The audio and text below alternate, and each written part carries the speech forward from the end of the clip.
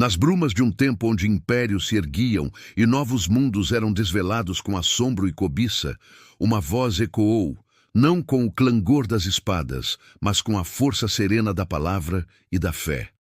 Em uma terra vasta, de beleza indômita e mistérios ancestrais, um homem caminhou, não para conquistar o ouro que reluzia nas lendas, mas para semear a esperança no coração de um povo. Seu nome, José de Anchieta, chamado Apóstolo do Brasil, mas que chama ardia neste peito para enfrentar o desconhecido, para vergar a selva e tocar a alma de uma nação em seu nascedouro. Esta é a saga de uma fé que moveu montanhas, de um intelecto a serviço do divino e de um legado que transcende os séculos.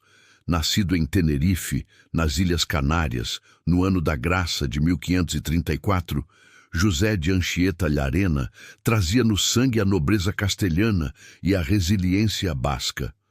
Desde tenra idade, uma luz diferente brilhava em seus olhos, uma inclinação para o sagrado, para o estudo das letras e para a contemplação dos mistérios da existência.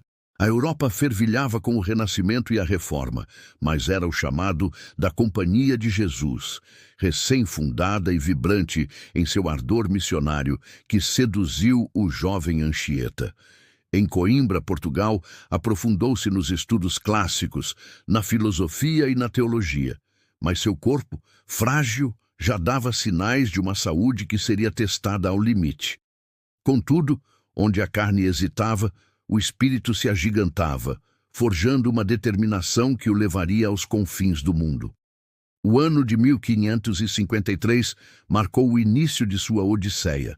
Com apenas 19 anos, mas com a maturidade de quem já vislumbrava a eternidade, Anchieta embarcou na frota de Duarte da Costa, o segundo governador-geral do Brasil. A travessia do Atlântico, por si só, era um prelúdio dos desafios que o aguardavam. A imensidão do oceano, a incerteza do destino, a saudade da terra natal. Desembarcou em Salvador, na Bahia, o coração pulsante da jovem colônia portuguesa. O Brasil era um novo mundo, um Éden e um campo de batalha. Tribos indígenas com culturas ricas e complexas, a cobiça dos colonizadores, a natureza exuberante e, por vezes, implacável. Neste cadinho de raças e tensões, Anchieta encontrou o seu propósito. Sua missão era clara, mas hercúlea. Levar a mensagem do Evangelho aos povos nativos, educar, fundar colégios e, acima de tudo, ser um testemunho vivo da caridade cristã. Não tardou para que sua figura franzina, mas de olhar penetrante e palavra cativante, se destacasse. Seu domínio da língua tupi, a língua geral da costa brasileira, tornou-se uma ferramenta poderosa. Não apenas a aprendeu com maestria, mas a sistematizou, criando a arte de gramática da língua mais usada na costa do Brasil.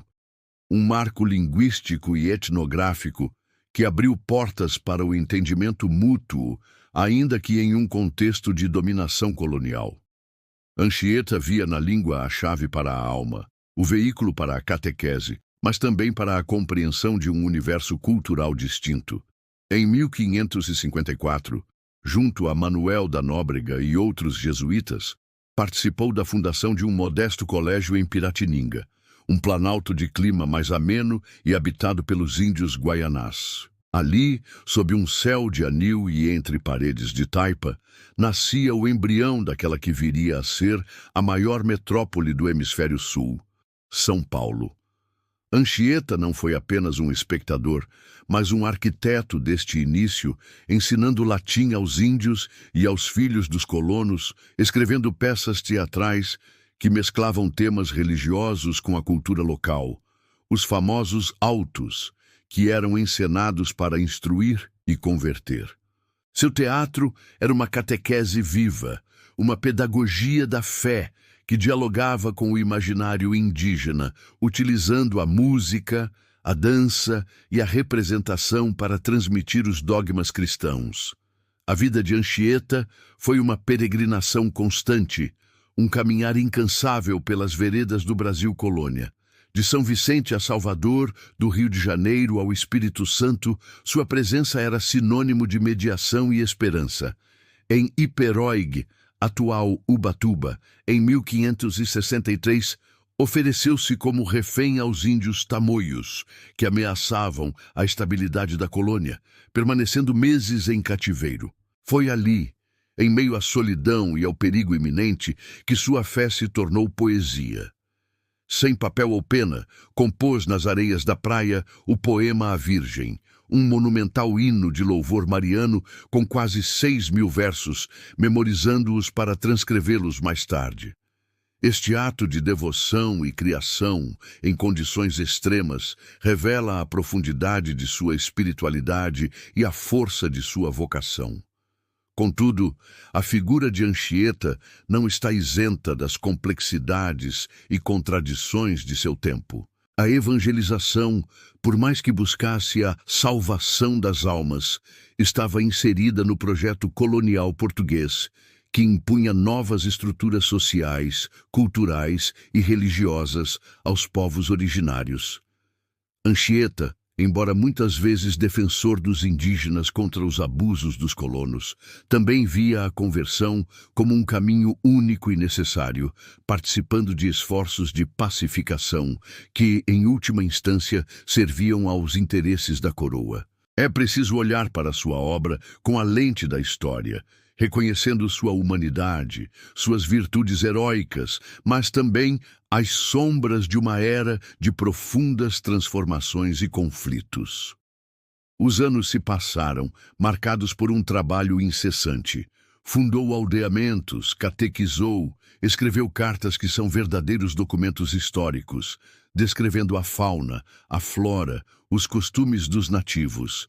Sua saúde, sempre precária, ressentia-se do esforço sobre-humano, das longas caminhadas, das noites mal dormidas, das febres tropicais. Mas Anchieta parecia retirar forças de uma fonte inesgotável, sua fé em Deus e seu amor pelo Brasil e seu povo. Em 1565, esteve ao lado de Estácio de Sá na fundação da cidade de São Sebastião do Rio de Janeiro, outro marco de sua participação na configuração geográfica e espiritual do país. Seu legado não se resume a feitos heróicos ou fundações. Está na alma brasileira, na mestiçagem cultural e religiosa que caracteriza esta nação. Ele foi um homem de fronteira, um mediador entre mundos, um construtor de pontes. Sua obra literária, que inclui não apenas a gramática e o poema sacro, mas também inúmeras cartas, sermões e peças teatrais, é um tesouro da literatura brasileira e portuguesa do século XVI. Foi um cronista de seu tempo, um poeta do divino, um mestre da palavra. José de Anchieta faleceu em Heritiba, atual cidade de Anchieta, no Espírito Santo, em 9 de junho de 1597. Seu corpo foi carregado por índios e colonos por muitos quilômetros, um testemunho do respeito e da veneração que inspirava.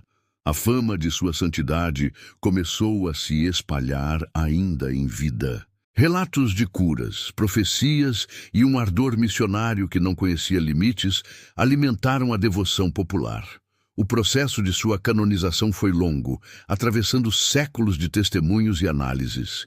Em 1980, foi beatificado pelo Papa João Paulo II.